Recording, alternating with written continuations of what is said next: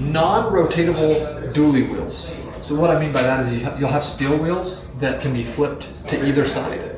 But as soon as you get into either an OE wheel that is polished aluminum on one side or aftermarket dually wheels, that dually wheel has to stay in the exact location that it is because it's designed for that location. So what I've done is come up with a rotation method that what you do is you split your total life of the tire into thirds, and you go front in the location that they begin. You run your front out 15 to 20,000. I would fare the 15 mark.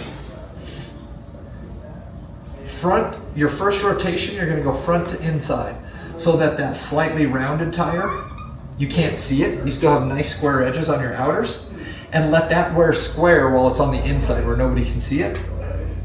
Then your second rotation at 30,000 miles, you go front to outside for the next 15,000 up to 30. Well, this took you up to 30. Front to outside up to 45.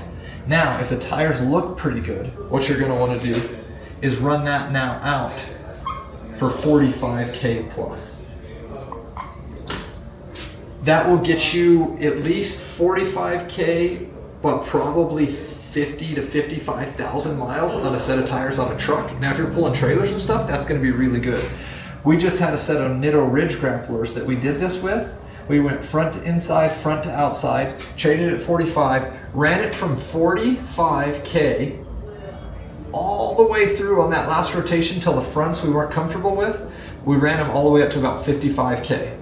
Now, if you have a proven track record where you believe that you can get more than 55K, then just stretch this number out to 17 or stretch it out to 18K per rotation. What you don't want to do is let this front one get so rounded that you can't wear it back flat on the back without going below the expected tread depth that you want. So it's always better to under rotate and get the bonus mileage at the end so that you don't get too far worn on some of your early rotations.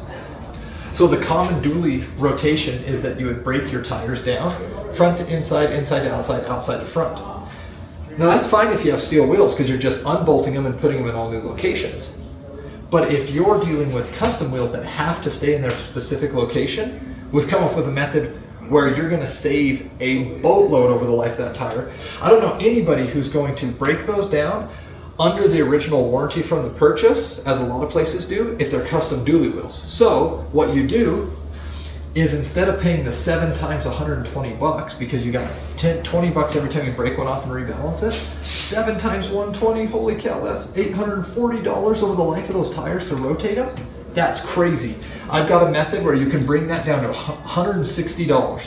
What you're going to want to do is you're going to go front to inside at 15,000.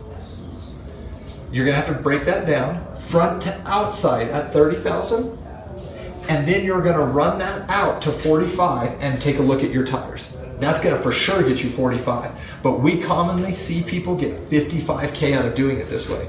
And the reason we leave that extra long distance on the last rotation is because you don't want to get the extra distance out of your first one and get them so thin that you can actually never use them that long on the back. You want to stretch them all the way out at the last rotation, not the first rotation.